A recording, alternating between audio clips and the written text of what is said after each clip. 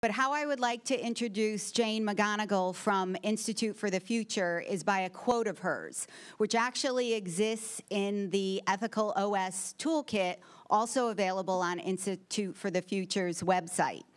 Here is Jane's direct quote. Remember, don't get caught up in whether a scenario is likely or even possible. Just pick one and go with it. When something of massive consequence happens that no one predicted, we often say it was simply unimaginable. But the truth is, nothing is impossible to imagine. When we say something was unimaginable, usually it means we failed to point our imagination in the right direction. Jane McGonigal, Institute for the Future. Do I have the lovely little clicker for my slides? Little clicker? Great, thank you. I've never used one of these before. We'll see if I can figure it out. So I'm the Director of Game Research and Development at the Institute for the Future in Palo Alto. How many of you have had any interaction with the Institute for the Future before? Okay, great. So just to give you the brief background, we're celebrating our 50th anniversary this year. We're a nonprofit research organization that helps companies and foundations and government organizations do a better job of anticipating what might happen in the future so that we can make better choices and take strategic action today.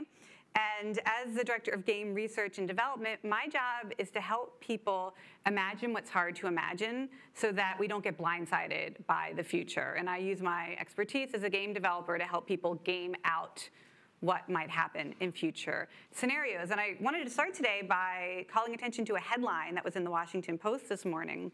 The American Psychological Association just released their annual survey of stress in America, and they found that 69% of Americans say they are highly stressed about the future.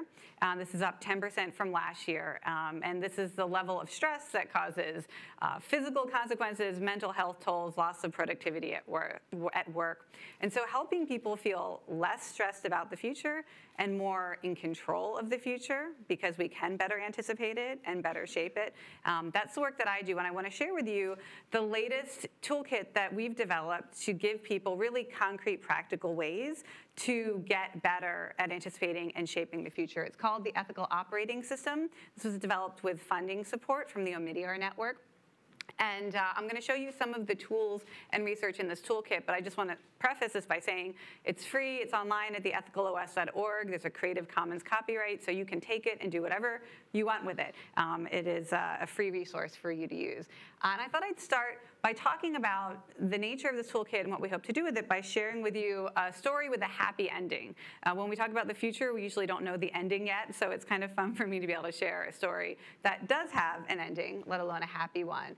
And that story is about a new technology that was recently demoed by Google, the duplex technology. How many of you saw the demonstration earlier this year in May of these vocal agents, artificial intelligence programs that can speak as if they were human in really natural language? Okay, some of you, I'm going to play the demo, and I just want you to pay attention to the vocal agent and how natural her language is and how easy it would be to recognize this agent as a human. So let's watch that video. Well,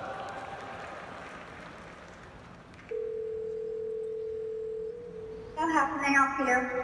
Hi, I'm calling to book a women's haircut for a client. I'm looking for something on May 3rd. Sure, give me 1 second. Sure, what time are you looking for around? At 12 p.m. We do not have a 12 p.m. available. The closest we have to that is a 1:15. Do you have anything between 10 a.m. and 12 p.m.? Depending on what service she would like. What service is she looking for? Just a woman's haircut for now. Okay, we have at 10 o'clock. 10 a.m. is fine. Okay, what's your first name? The first name is Lisa. Okay, perfect. So I will see Lisa at 10 o'clock on May 3rd. Okay, great. Thanks. Great. Have a great day. Bye.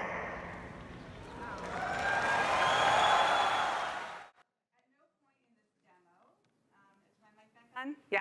At no point during this demo does the agent identify itself as AI, and you'll notice that it has been programmed to say things like, like, to make it seem more authentically human. So after this demo, there was immediately some public reaction with headlines like, human or bot, duplex scares me, people can no longer tell when they're chatting with a robot, Google, what have you done?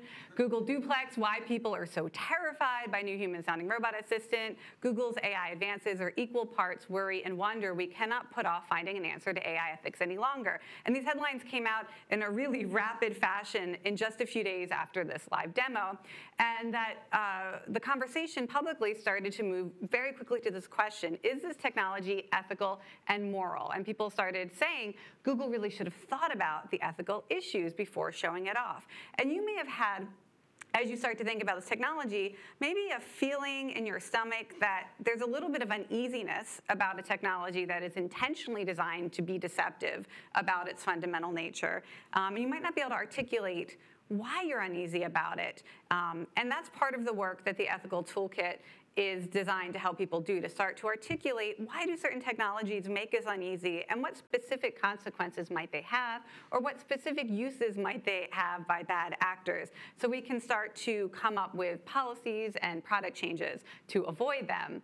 Now, 3 days after this demo, and this is why I say this is a story with a happy ending for now, 3 days after the demo, Google actually responded to this conversation about the ethical consequences, and Google said preemptively, from now on, the AI voice system will identify itself as a bot in the future. So it took just 3 days for public conversation about the ethical issues of the technology to actually change what the company was doing. And then later, just 5 months after this, California actually passed at the state level a law banning bots from pretending to be human.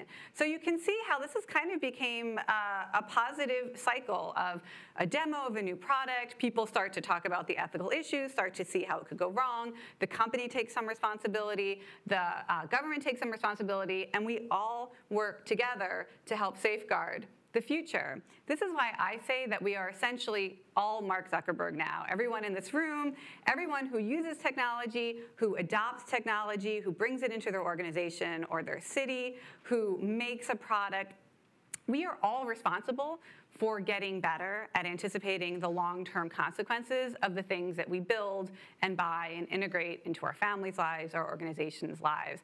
And so we all need to play a role in better anticipating what these technologies are doing. I think most of us in this room would agree with the statement from Kevin Kelly, one of the original founders of Wired magazine, that technology generates as many new problems as solutions, and that most of the problems we will have in the future will be caused by the technologies that actually look like solutions to us today.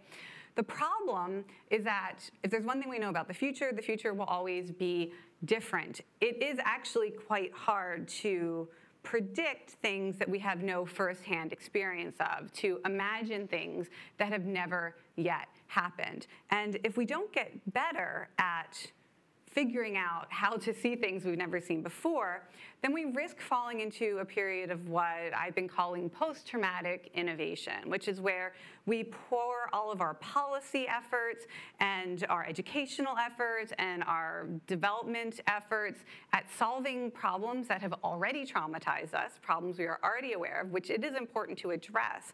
But if we get fixated on the problems that have already happened and we don't start to fix this process where we only respond to urgent issues after they've happened and we've already seen the calamitous results, then we will never get ahead of the technology. We won't get better at safeguarding public good. So that's what the Ethical OS Toolkit is for, is to help everybody play a more active role in protecting common goods. Technology companies, educators, people who make products, people who bring them into cities and organizations, we're all charged with this mission of protecting truth and privacy, equality, public safety, democracy, economic security, mental health, and humanity's long-term well-being. Now, the original working title for this toolkit was How Not to Accidentally Become the World's Next Great Supervillain, because we want to acknowledge that the people who are building these technologies and bringing them into organizations and their homes are authentically trying to solve problems and are authentically trying to bring benefit to society.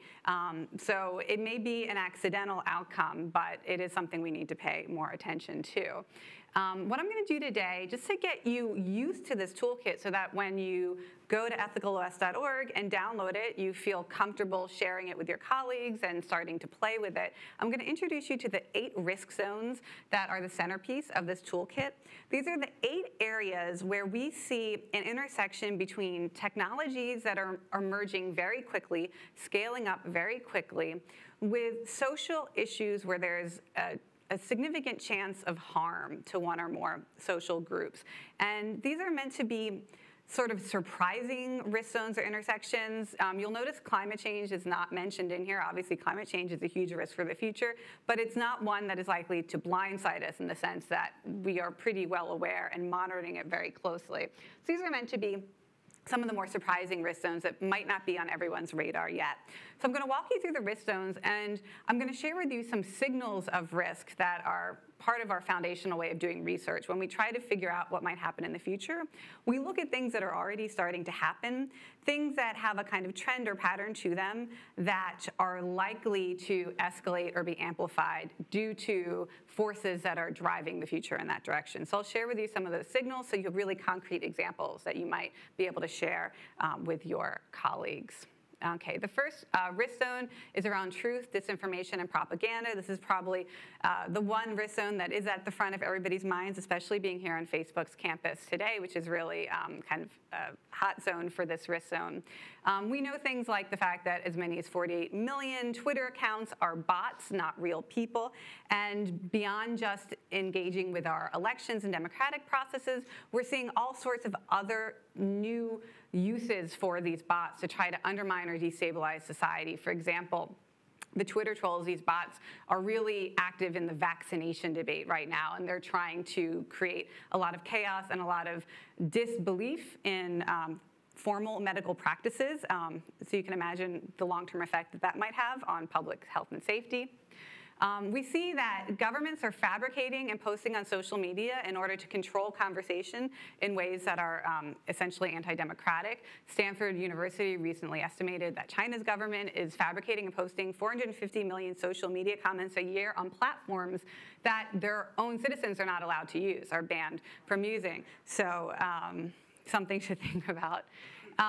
We're also seeing a link between online messaging and misinformation and real-world violence, something that we experienced in the United States this weekend with the tragedy at the synagogue. But also in India, there's a continuing wave of people receiving false information about supposed child abductors and then going out and killing, lynching in big public mobs any stranger who happens to roll in through their village because they assume that stranger is there to abduct children. This has become such a serious problem on the WhatsApp app that the developers there are working with local governments to put up signs that you can see in the lower corner over here. The sign says, do not believe what you read on WhatsApp or social media, and do not share information you receive unless you have verified it yourself. So they're trying to train their citizens to stop spreading and believing information on social media. And finally, the technology that is a little further into the future but will probably play the most significant role in this risk zone is deep fake videos, which involves face capture and vocal replacement technologies that allow you to alter somebody's face in a video. If you have a video of them, you can make them say things they didn't say or have facial expressions they didn't have by using another human actor capturing their expressions and reintegrating them into the capture. You can also put faces into existing videos and make people look like they were somewhere doing something they weren't. A recent Carnegie Mellon demo found that current level of this technology already fools 1/3 of people, where they see absolutely nothing wrong with it. There's nothing weird or sensing in their intuition that it's fake. And that's a pretty low-level technology. This is advancing very quickly. So thinking forward to a future where we not just have fake news and fake headlines, but fake videos. All right, risk zone 2 has to do with technologies that are designed to engage us to the point of addiction. We also call this the dopamine economy because certain consultants and organizations are trying to hack into our neurological systems and pathways to bring about desired results. And we're seeing signals of this everywhere, even at places like Apple, where we have investors asking the board of directors to commission longitudinal studies to see if the technologies they're creating are actually providing harm to youth.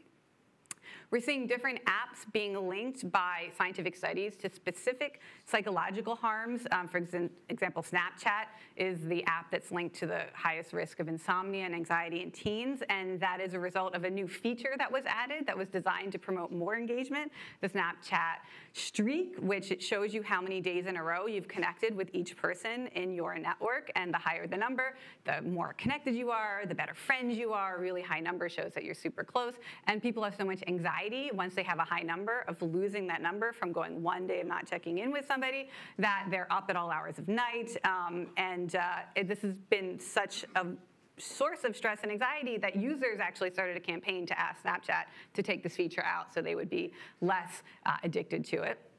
And then we have companies such as this one, which is now called, they have a new name because the initial press that they received was so negative that they immediately rebranded. Their original name was Dopamine Labs, and they called themselves Dopamine Labs because they promised to consult with any technology product or service to make your product or service better at hijacking the neurological pathways that create dopamine that makes you think something good could happen, which makes you want to stay engaged and not leave that platform or service.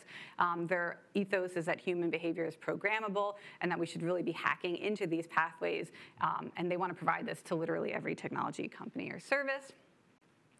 Risk zone 3 are economic inequalities that take many different forms, not just financial assets, but things like access to stable work, or to cryptocurrencies, or to virtual assets. To give you a few signals, automation is obviously a big factor here. This is a quote from a long-distance truck driver who's concerned about his future. Drivers like me will soon be extraneous, roadkill, so to speak, except we won't be dead. Who is taking responsibility for the human cost that runaway technology is causing? Not the companies reaping enormous benefit. And this will be one of the, I think, the biggest issues of our time to look at policies and regulations and norms around how profit from automation is distributed to citizens. Looking at cryptocurrencies, software that tracks the distribution of these currencies has found that Bitcoin, for example, of all of the Bitcoins that have been mined and are in existence, 97% of them are owned by men, and only 3% are owned by women. And this has to do with the ways that you earn this cryptocurrency, the particular communities where this became popular first that were heavily dominated by men. And so we see that there's a particular allocation of these assets that may lead to unequal wealth gains or unequal risk, depending on if this is a bubble or not. So that's something to keep track of as we create new assets. How are they being allocated across society, and who bears the risk or benefit? And then even with something as simple as a game like Pokemon Go, which I think fondly of the summer of 2016 as the summer of love, because you had almost 1 billion gamers out on the planet playing together and exercising, and it was really wonderful. But there was this kind of one weird quirk, which is that when people of color tried to play in the neighborhoods where they lived, if it was a neighborhood where predominantly people of color lived, they found that there were no Pokemon in their neighborhoods and there were no Pokestops. And it turned out that's because of how the technology was built. It was originally built using data collection from a particular gaming population that was primarily not people of color, and they only played where they lived. And so in a way, there was a kind of redlining effect that if you tried to play this game where you lived, if you were a person of color, it was much harder for you. You couldn't get the assets you needed to level up and enjoy the game. And when you went to communities that did have the assets, there were a lot of reports of people the police being called because someone of color was in a neighborhood where they weren't supposed to be, and so people's lives were actually put at risk when police were called to the scene. So something totally hard to anticipate if you're not thinking about these issues of equity, but could be addressed if we kept them in mind. Risk zone 4 has to do with machine ethics and algorithmic biases. One of the biggest cases that we're seeing already impacting lives today have to do with sentencing algorithms. You probably are aware that a lot of sentencing happening now in our judicial system is being done with the support of algorithms that predict whether someone is likely to reoffend or not. If they're likely to reoffend, they get longer sentences. But it turns out that the data that this system is built on is quite racially biased, and that the algorithms actually increase this racial bias because it does not take into account the fact that people of color are more likely to be arrested for committing the same crime as a white person, more likely to be convicted if put on trial. And so the whole system is kind of all the way down, corrupt. This is also happening for people who find themselves in the child welfare system and child protection services. That community is also using algorithms to predict risk to children in a home, and they're calculating different factors, such as whether your household has ever accessed food stamps, whether your household has ever accessed mental health support, free community mental health support, and if you have done any of these things, your risk score is increased. And when an algorithmic audit was done of this tool, they found that the #1 predictor of whether your children would be taken away was if you were, by this algorithm, was if you were poor, because you were more likely to have to use free services in mental health rather than private ones, or you were more likely to access food stamps. So in a way, we see a lot of people now who are having a much more severe response from the system simply because they're poor. And then recently, the Amazon facial recognition software was demoed for Congress. It was going to be really great. This is software that can recognize individuals who have criminal mugshots in the system. And unfortunately, it matched 28 members of Congress to known felons, and you may think that that is appropriate or not, but these people were not, in fact, convicted of any crimes. It turned out that the 28 people who were matched to criminal mugshots were all congressmen of color, and that the system is very bad and oversamples based on that. And so, again, we see racism baked into these tools that we're using to shape society. Risk Zone 5 is a surveillance state, and this has to do with technologies used by the state, by governments, but also used by private citizens to surveil ourselves. This is a signal I didn't see a lot of discussion around. That was just recently, about a month ago, this happened, and I was surprised that people haven't been asking more questions about it. But two major companies teamed up, DJI and Axon. DJI does drones technology, and Axon provides tasers and other weaponry to police. And they've teamed up to provide drones, surveillance drones, to police institutions across the country so that people can be surveilled and have that connected to artificial intelligence, where they may be using that recognition software to look for the faces of people who've been convicted of crimes. And so this is a massive national campaign that's happening, and I think something worth paying attention to. Where facial recognition technology is already more advanced is in China, and we're looking at that as a major signal. If it's successful there, it will certainly be replicated in other countries.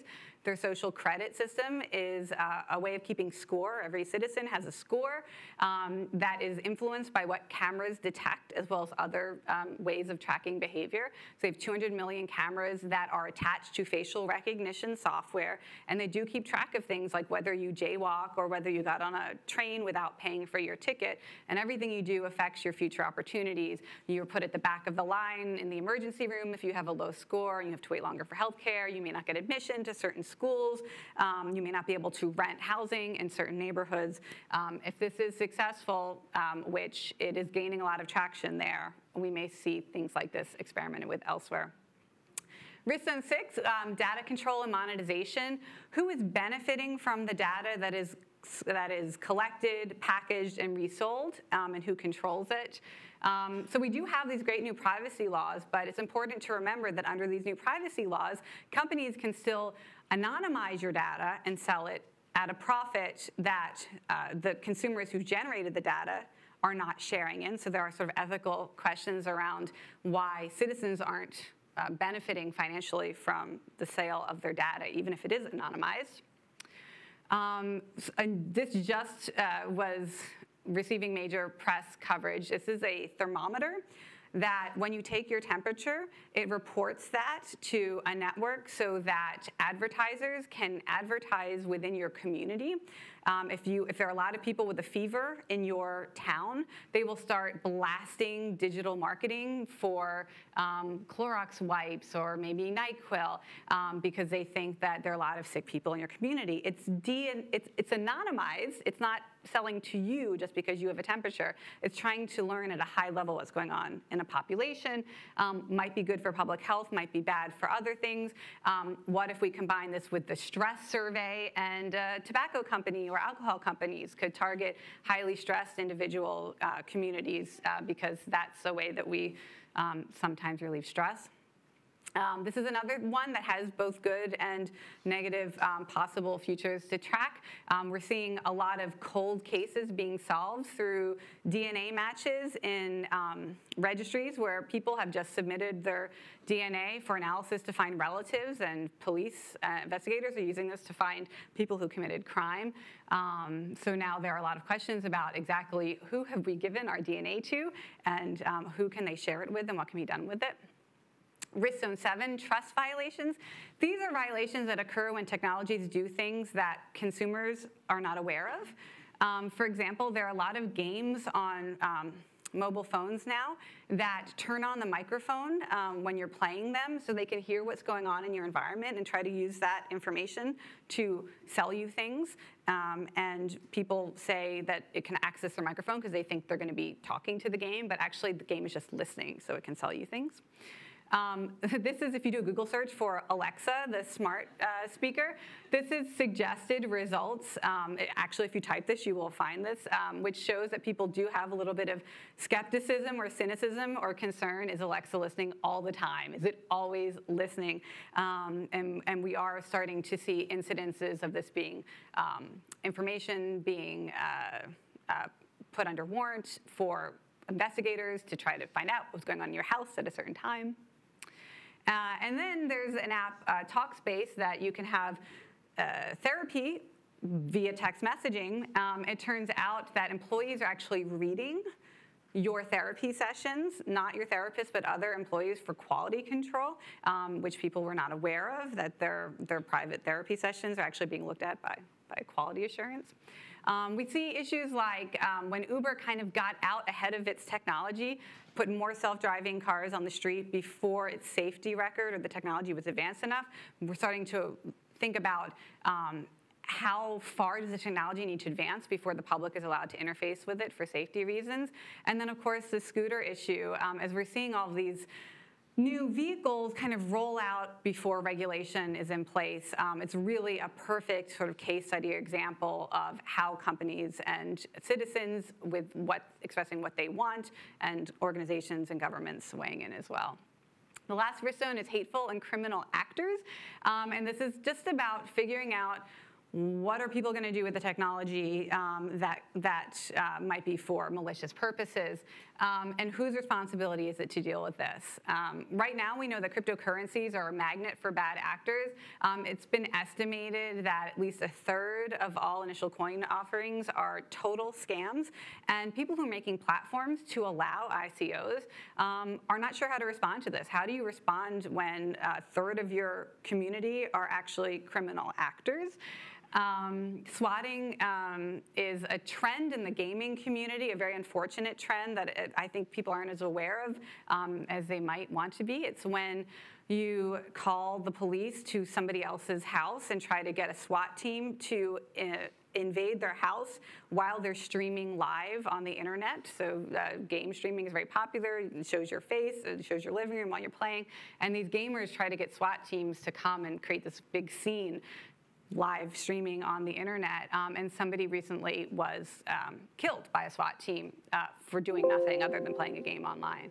Your battery is running low. I feel like that's a metaphor for something. What time is it? Because I know I started late. I don't want to run into people's lunch. What time is it? Somebody tell me what time it is. 7:30. Okay, great, perfect. So what do we do when we identify these risk zones? The point of the ethical operating system is to start trying to figure out how to ask about these possible risks at earlier processes. When should we start talking about these risk zones and anticipating where they might lead with a specific new technology? Should it be when a company is founded, when the first product requirements are drafted, when it's ready to demo, when it's ready to launch, or when it's ready to scale? Right now, we don't see a lot of this investigation of risk and risk mitigation until after a product has scaled. These are all places where we can kind of peel back the layers of the onion and get to the core of the technology well before it's impacting society at scale. We also are asking the question, who really shares responsibility to help anticipate this and help mitigate these societal scale problems? Here are some people that we think should be collaborating and sharing insights, and it's why we've created this toolkit so we can all talk to each other, come to events like this. So it's everybody from founders and investors to advisors and board members, the engineers who build stuff, the product managers who design them, journalists who cover the technologies, researchers in academia who are studying their impacts, students who are training to work in technology or to work in government, and really users who may have that gut intuition about how technology might affect them also need to speak up about where we want the future to go. I'll just end by sharing with you one of the tools that's in the toolkit. There are 3 different tools that allow you to assess how a specific technology might lead to any of these different risks and what your role is in preventing them. But one of the tools are 14 scenarios where we dive deeper into specific risks that might occur with specific technologies across these risk zones. And we have some tools to help people figure out how to stretch their imagination and better anticipate consequences across a wide variety of risks and technologies. So scenario number 1, this is the one that I think is most salient and top of mind. I think everybody agrees this is coming, and we know technology companies are trying to get ahead of this, but technology companies have said they don't think the technology will be able to keep pace with the people who are trying to seed disinformation. This scenario involves video fakes flooding all of the major video sharing, social media, and live streaming platforms. Are we ready for a world in which half of the videos that are circulating in our media environment are faked? How will we handle that? Technology companies have a role, but the rest of us do as well. Scenario 2 looks at when facial recognition technology is available as a mainstream subscription tool. So are you ready for a world in which any organization, any product or company, any private citizen can subscribe to a database that has 1 billion faces indexed and recognizable? When this becomes available as a subscription for any person or home or public space or product to use, we've got dating apps with facial recognition, we've got Nest cams with facial recognition, we've got drones with it, schools with it.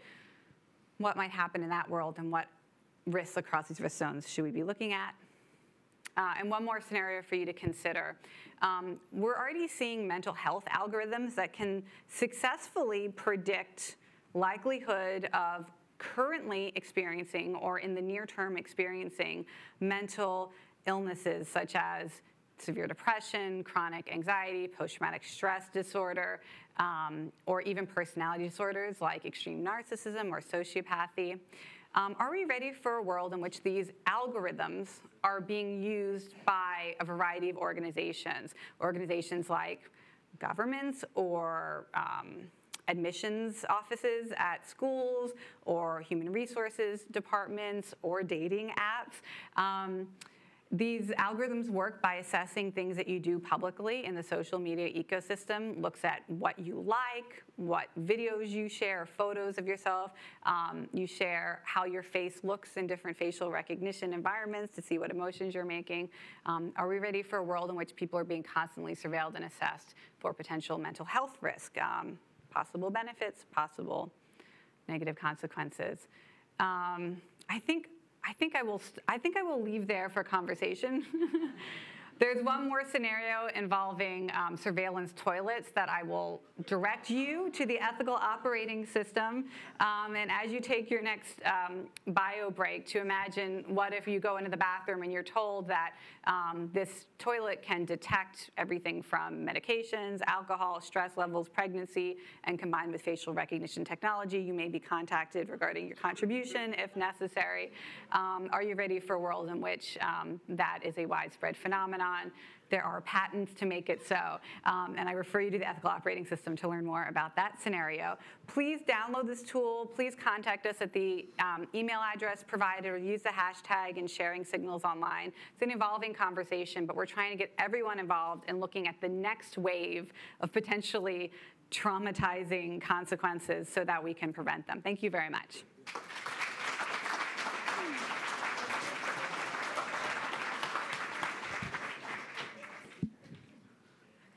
Shall I set? Oh, okay. I think we might have a question. Oh, a question or two.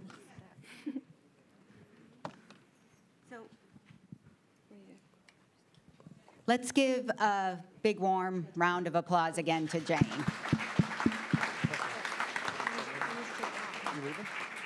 So Supervisor Slocum and I have just two quick questions because we definitely want to open it up to folks in the audience to ask. Fascinating presentation. Supervisor Slocum, I'm going to let you kick it off. Yeah, I get the first question. Is this on? Can you hear me okay?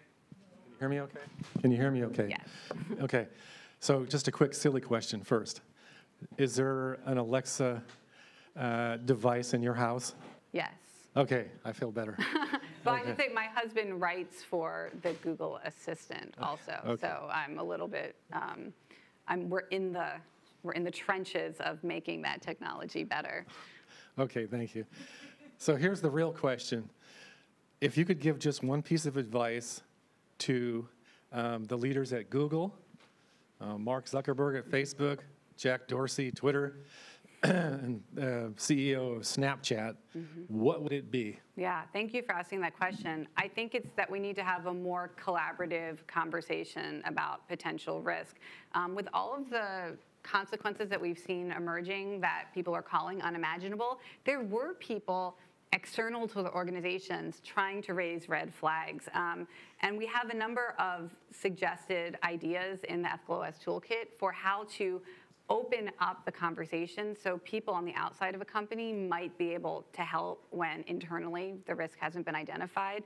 So in the technology community, there's already a common practice of hackers being paid bounties for finding a security flaw. If you find a security flaw in a Microsoft product and you identify it for them before it causes harm, they will pay you a bounty for that. So we've suggested a similar practice for ethical risks or societal risks, and we could see outsiders of companies being paid bounties for spotting the weird stuff that's happening that if it scaled up could destabilize democracy, for example. And you can imagine major conferences where people come together to hack this the same way that hackers look for security flaws. So there are 7 ideas like that in the toolkit, but that's the one that I think is most important. Thank you. Thank you. I would really encourage all of you. I actually downloaded, I have a copy of the Ethical OS Toolkit. Look at it, read it, look at the videos, look at the scenarios. Because my question for Jane is, that was both a fascinating and scary presentation. I turned around at one point just to look at audience faces, and I saw some people really like, whoa. That's why I started with the happy story, because it shows that we have power, right? Yes. It shows that there is a way to engage really constructively with these risks. And that's what I wanted to ask you, to share with the audience. How do we balance this great newfound knowledge with our ability to actually embrace technology? Right. So within the toolkit, there's a risk mitigation checklist that helps you work through all of these 8 risk zones, looking for the specific technologies or concerns that you feel your community might be most affected by or your company might be most contributing to. And you can work your way through this. It's 21 questions with a bunch of little sort of follow-throughs underneath each question, and that's kind of like an action plan. We encourage people to go through the checklist to kind of zero in or hone in on what's one very particular risk that you want to stand up for your community for, or within your organization, start to proactively address.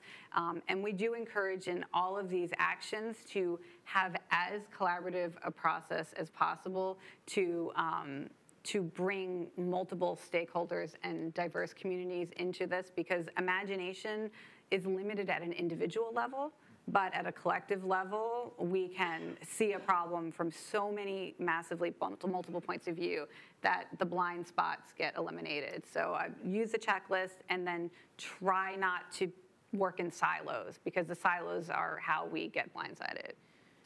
Thank you. And actually, she set that up because our county is one of the most collaborative counties out there with 20 cities and X number of elected officials, many of which are in the room today, nonprofit organizations, educators. So now we would like to open it up to audience questions.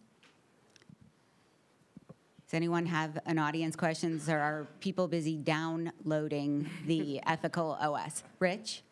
So, Rich, a microphone is coming. If you could just identify yourself. And just also, it's a PDF with links to some of these signals. So don't worry that you're downloading an actual operating system. That's just a catchy name. It's just a PDF with links. So please feel comfortable downloading it. Rich Hedges, San Mateo resident. I'm actually a fan of Stephen Levy, if you're familiar with some of his stuff. So I'm going to make a statement and have you react to it. I'm not troubled at all with calling something to make an appointment and it being a bot. I might be troubled if I call to talk to my priest and get a bot.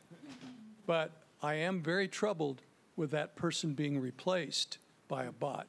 And I'm troubled from this vantage point, not so much the loss of work, but the loss of feeling of usefulness that people have through work. And that will have a bigger impact on our society, because we can replace income. We can't replace that feeling of self-worth. Yes, absolutely. Yes, I mean, what I will say is that a lot of the technology companies and the investment groups that we've worked with at the Institute for the Future who are investing in automated technologies, we see a number of them are grappling with these kind of existential risks to our psychological well-being and our sense of humanity. Do we have work that is meaningful, or do we have contributions that are meaningful to make? And I will say that in the major investors who are driving automation technology, I think that's why we've seen such an uptick in interest in investing in pilots for universal basic income, which seems like it might not address the problem, because universal basic income seems like it's providing you money when you don't have to work. But the pilots and prototypes are actually trying to afford people the opportunity to do the type of work that is typically low paid or unpaid. So caretaking, child's care, elder care, volunteering. And so my sense is that focusing on a shift towards the kind of work that is typically unpaid or low paid in this environment will be one of the ways to mitigate these risks, and that UBI is being looked at as a possible solution, not because we think people will be happy without work or the ability to contribute, but because we think that some of the most meaningful work is currently uncompensated, and that this would support people in doing more of the work. As a mother of 3.5-year-old twin daughters, it's something that I can attest to, that most of the work that I do right now is unpaid, and it's the best work that I do. So that's something that I think people being compensated for work that's unpaid but deeply meaningful is a possible risk mitigation strategy in that way. Thank you. We have time for one more question. We have it all the way in the back. Would you rather the person, there's another person right up here. Okay, thank you. Hi, my name is Catherine Carlton. I have a frustration I'll share with you, and I'll let you comment. Just out of morbid curiosity the other day, I was going to use a service, and I got my lines of things that I was not expected to read and agree to, and I just decided to skim through it. And there were all kinds of things in there I didn't agree to. Yeah. You know, we agree to photograph you, trace you, track you, sell all your information, possibly come and look at your dog. I mean, it was intrusive. Yes. And I actually thought about it, and I thought, well, I don't have a choice. Yes. This isn't a yes or no. This is you agree or you're not allowed to play. Yes. And that really gave me pause to think. Yes. And I appreciate as a business person that may be how they make their money, that's their business model, yada, yada. But it was something I really, really, really wanted to do, so I begrudgingly clicked the box and went through. Yeah. But that's kind of like, you know, having a 3-year-old as a parent, you have that false choice. Like, well, you can do this or you can be grounded, you know. That's right. That's not really a choice. Yes, absolutely. And I wish that as legislators, as business owners, as opinion leaders such as yourself, we could do more to give people real choices. Yes. Because right now we're not given real choices. Yes, I'm so glad you raised this concern that you have, because there is a real idea that's gaining popularity both inside organizations and at a policy level, and certainly from a consumer side, which is the idea that there should always be tiered engagement or tiered services, that technology companies that essentially operate as a public utility need to provide a minimal level of service that does not require consenting to these types of extreme use of data or tracking. That is an idea that is gaining traction. So I encourage, if that's something you're interested in, to look at it, evangelize for it, talk about it, treating major technology companies that act as a public utility as such by requiring some ability to engage. And it doesn't mean you have to provide a free service. It means that if somebody wants to pay to use it as an alternative to being tracked or having their data sold, that there is a requirement that that there be an alternative engagement, and that's something that companies are not necessarily opposed to. It's an alternative business model, and they just have to kind of experiment with what that pricing structure might be. But so to think about that as an alternative and something to evangelize for.